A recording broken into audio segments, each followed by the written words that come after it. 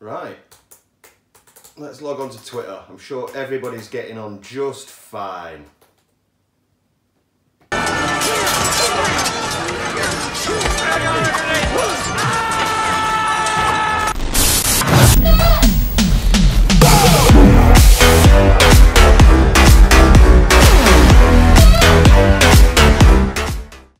Hello everybody and welcome to the Shoreham View. This is our first ever match reaction video, so I hope you enjoy it. This is a new format, just like the last video, so let us know in the comments how you think we're doing and what you'd like to see in the future. If you're new to the channel, or if you're a long time watcher but you haven't subscribed yet, please click that subscribe button. It really does help us out as we are trying to build the channel as much as possible. Where do we start with this one? Where do we start? If we can all put us pitchforks down a second and we can have an honest opinion on the game without being called less of a blade or having a dick measuring contest. This is a game of opinions. This is mine. People will have their say a bit later on in the video, but if we're going to go into it right now, better than the first game. I mean, the referee ruined it, didn't they? Referee fucking ruined it from the 10th minute. Waste for a game from then on out. Again, within 10 minutes, the game's absolutely shagged. And what do you do from there? Whether John Egan should have been sent off or not, mixed opinions on that one. Personally, I think it were a 50-50, they both went for each other, and I don't think it were a clear goal scoring opportunity. Tell you what, if it's a yellow card there, even though I think it's 50-50 and they're both dragging each other, I don't think we'd have been complaining too much with a yellow card, a free kick, to get a red card, a straight red, for him to be given a straight red, and then for it not to even be looked at on the side of the pitch by the referee. I mean, what they're doing in Stockley Park, I mean, as Mike Dean just thought, well, it's up to you. We don't know what's going on between them two, as Mike Dean said, oh, it's a definite red.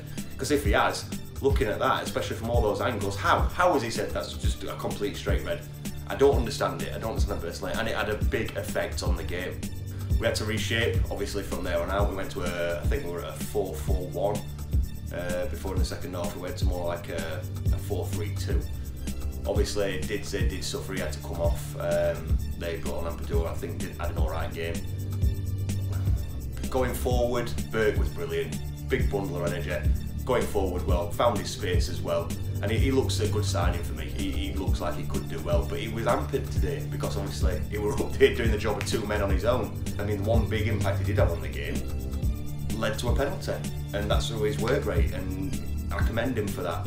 But we're always going to be chasing with 10 men, and to have a penalty and miss it is a signal. It is an absolute signal. Let's not beat around the bush on it. It is a signal.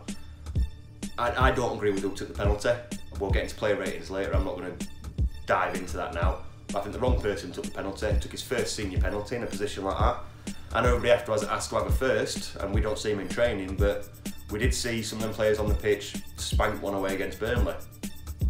Should Flecker touch it? Should Flecker took it? Should Sander took it? I mean, just look at the players that were on the pitch. I think there was better options there. But we move on, and we did defend. We defended brilliantly. I mean, you look at that back line, they had to deal with pressure constantly coming onto them. I think midfield did let them down in places. Maybe not getting to play spaces as much, but with players on yellows, I suppose that's to be expected, really. I'm not as disheartened in the team as I was against Wolves. I mean, the Wolves game, I wasn't happy at all. I just don't think we turned up on the day. There were some promising signs from today, and I think we 11 men, I sneakily think we'd have won that game. I think we'd have probably nicked a 1-0, possibly a 2. Even with just the penalty down to 10 men, if we bury that, it's a different game. But we fight, we defend, we battle. We didn't see much of the ball. They had a clear possession advantage, didn't really do much with it. I don't think Ramsdale did have too much to do. But the one thing that let us down again was set pieces. We are an organised team, and we should really be dealing with set pieces by now. The play set pieces. We should really be dealing with them by now as a unit, and we just don't seem to be doing that in the crucial areas. And as Wilder said in his interview, we've gifted them a goal, really. And from then, it were always going to be a struggle. That's 10 men, not long left. And we can take some positives, but we've got a tough run coming up now. And we're going to be without Egan. That's going to be a big blow for us. And we desperately need a striker. We are desperate for another striker. As I said, Ollie Berg played well, but we need somebody at the top of that park, possibly to either play with Berg or as another option while Muse is missing. People are quick to slate McBurney, but I'd like McBurney up top there with somebody with some real blistering pace. I know Berg's got pace, but I mean some breakneck pace, and we've yet to see that really. So overall, match reaction wise, it's a strange one because I'm so fucking pissed off at the referee, at certain performances, at missing the penalty, because I think like today is a missed opportunity, and from minute 10 that opportunity has been clawed away from us, and it's a fucking sickener if I'm honest. Player rating, starting with who started the game, we'll start with Ramsdale. Out of 10, I'd probably give him a 7. Didn't really have much to do, did he? What he did do, he did alright, I suppose. It's hard to judge him on a day like today, so I'm just going to give him a 7. Baldock, to me, one of the better players from today, and again, another 7. When he was going forward, he was battling for the ball, kept it all very well. Final ball into the box wasn't always brilliant, but he was always threatening. Matty Cash, for them, looked a good player, but comparing him to Baldock, especially if you compare him on today's performances, each player, how they both performed, I'd say Baldock's still the better right back. Going to left back, Ender, I'd give him a 6.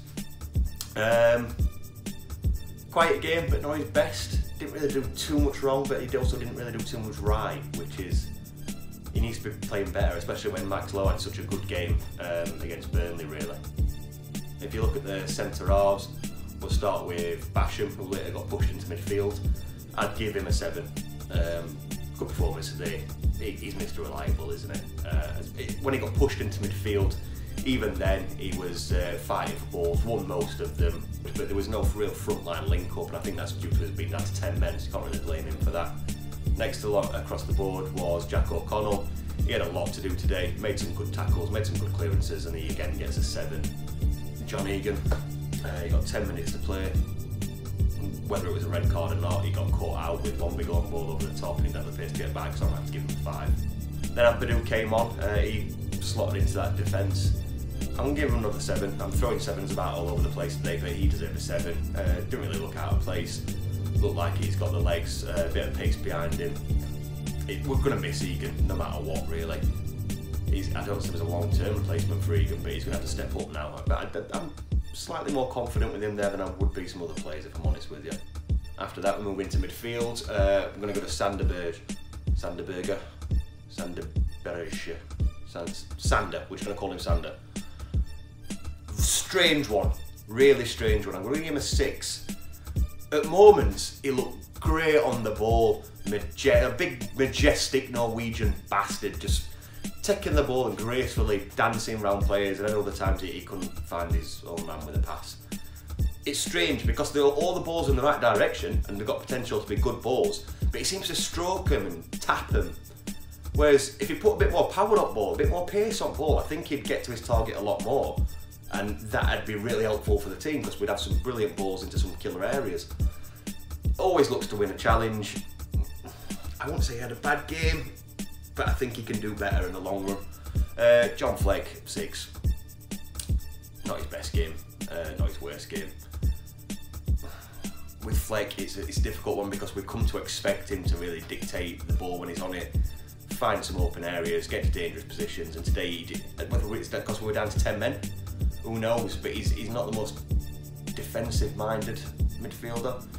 He'll go in for a challenge, he'll try it back, but he thrives better going forward. And in a game where you're down to 10 men, maybe he got left a little exposed. John Lundstrom. I prefer really not to speak. If I speak, I am in big trouble. In big trouble. And I don't want to be in big trouble. No, I am going to talk about it. Bollocks to it. Get your pitchforks and your torches out. I'd give him a 4 for today. Not just for the missed penalty. And before people start saying it, no, it's not because he's not signed a new contract and I don't think he's committed and blah blah blah. Let's start with what he did do well. He fouled Grealish. Always happy to see that. Any player, in fact, that puts him from a 4 to a 5. Fuck it. He fouled Grealish. He goes to a 5. But apart from that, some sideways passes. The one good thing he really did do, and I'll give him credit for this, is he played the ball forward to Berg that ended up winning as a penalty that he then missed. Runs around a lot, puts effort in, but effort's great. It doesn't give away from the fact that most of his passes are sideways. He slows down the attack a lot of the time. He lost the ball quite a few times, and he played some balls to nobody, really. I think one went straight out for a throw-in, one was across the box and there was nobody there, so he even looked up before he crossed it and still didn't find anybody. He just put it into a space known for the best, and one went straight to the goalkeeper. People are going to think I'm being too harsh on Lundstram, but what you've got to get into your heads is, I don't want him. I don't want him to play bad. I don't have an agenda against John Lundstram. If he comes out now and goes into another purple patch and has a run of 10 rated games and scores every game and makes me look a complete twat, thank fuck, because I'm happy for that. That's what I want him to do, because that's better for the team. I'd rather be made to look a complete mug and be wrong about him altogether than play somebody who I think is hindering the team. I'd rather be positive than negative, but I'm not going to pretend that negatives don't exist, because, and this isn't me saying that you're not allowed to be an happy clapper. If that's your perspective on life, do it, but don't judge other people for pointing out what they think is wrong. Football's about opinions, and that's mine on John Lundstram today. Hopefully he gets a 10 in the next game and puts this one behind him, and we're all singing his fucking praises. But today he didn't do it. Yeah, he put a lot of effort in, but so did Michael Doyle. You know what I mean? You can put effort in. I could put effort in. Well, I couldn't because I smoke and I'm really unfit. But lots of people could put effort in, but that doesn't make him a quality player. And what's frustrating about Lundstram is it's confusing. Is he a quality player that's just having a half time? It would suggest not. What it would suggest is he's an average player that had a purple patch, and that purple patch is long gone. And I really hope I'm fucking wrong. Next after that, Didsey. 4 or 5, but he had 2 touches and then got brought off. Not a lot more I can say. Oliver Berg, 8. Best player on pitch for me that wasn't in defence. I gave them a selective 7. People might think I'm Barmet giving the striker an 8, but he was everywhere. And when he did have the ball, he was doing quality things with it. What really hindered him tonight was not having another striker next to him, because there were times where it's hard. That one man up on your own, now when you're down to 10 men, is a hard game to play. And as heroic as a defence were, I think he was just as heroic. I mean, what more could he have done today, really? He's not the kind of player who's going to smack it from 30, 40 yards and have it in top corner job. He's a striker that gets into the right positions. He can have roll it and pass it on, or pass and move. And when you're that kind of striker, it does make it very difficult. Which brings me to when Oliver McBurney came on. He didn't really do much, did he? Burke was crying out for somebody next to him to really do something, and he didn't. He arrived late for when it was put across the box by Burke. I think it was Burke who put it into the box. Good ball. Tap in for anybody who's in that area. McBurney was nowhere to be seen. So McBurney gets a 5. Another 5. Osborne didn't really have much to do. Ran about a lot of energy, a lot of effort. Had a few skips forward, didn't he? But other than that, quiet game when he came on. I think he got fouled once, and then he gets a 5 as well. Frustrating is the word of the day for this game, and let's hope that when we move on to the next one, there's less frustration and more joy. Because the Yorkshire Derby against Leeds, and the way they're playing, yeah, they're conceding a lot of goals, but they're also scoring a lot. We're used to being really tight at the back, but we're shooting ourselves in the foot, to coin Chris Wilder term from what he said today after the game. And we just need to get ourselves on track quick. And one of the big parts of that is we're going to have to get a striker in, and we're going to have to do it quick. Right, I've waffled on for long enough. It's time to get the fans' opinions. It's time to get your opinions. If you want to be in the next preview video or any reaction video further going forward, send your video clip in to sviewreactions@gmail.com. I'll put the email address at the bottom so you can read that. And any video you send in, we'll put it in as long as you're not doing anything wrong in the video. If you're sending shit in, then we ain't gonna put it on. 30 to 50 seconds. Filmed in landscape if possible, and we'll get them on when we can. So, disappointing loss, 1-0 to Villa. Referee killed game in first 10 minutes by sending Egan off. How we can say that were a clear goal scoring chance, I'll never know. But there we go. We had to battle back. I thought we defended really well after that. And if we'd have scored penalty, we'd have definitely got something from game. But we'll move on to it next. I thought we defended manfully. I thought it were brilliant. I think it's harsh to slag Lundstrom off. I think they mean to miss penalty and played well otherwise. It's just where things are going at the moment. We have to stick together. They hate always slagging every player off and slagging each other off. We all need to stick together now. So 1-0 defeat away to Aston Villa, 2 losses, isn't the greatest start to the season obviously, but I think performances wise I'm not too critical of the side. We were set back by a really, really poor decision in my opinion early on, not a red card, both players holding each other. It's really difficult to give that one way, and to brandish a red card as well I think is a ridiculous. Surprised it wasn't overturned, but it seems to be our luck at Villa Park recently. The penalty, Burke did fantastic well I thought. For the pass through for Basham.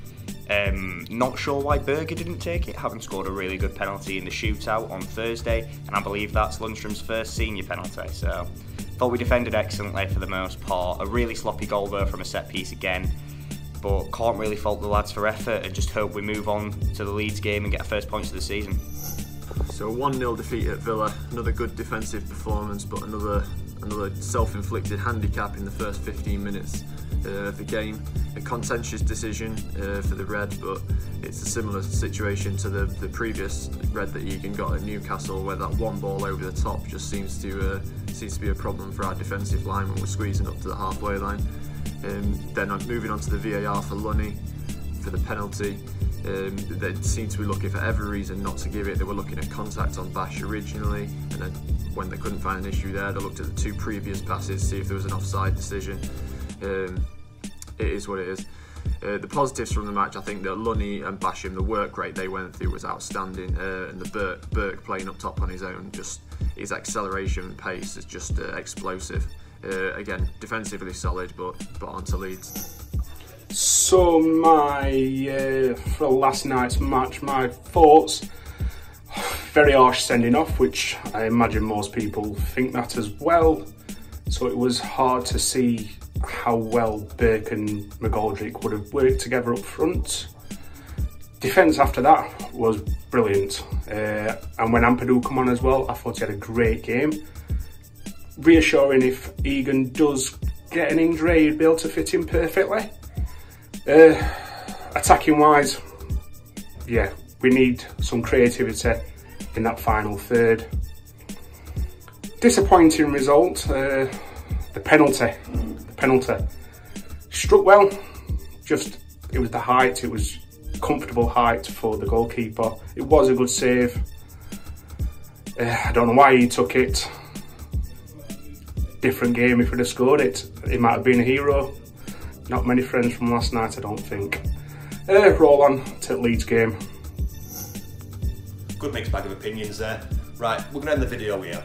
So going forward, we're going to have the preview video coming up for the Leeds game.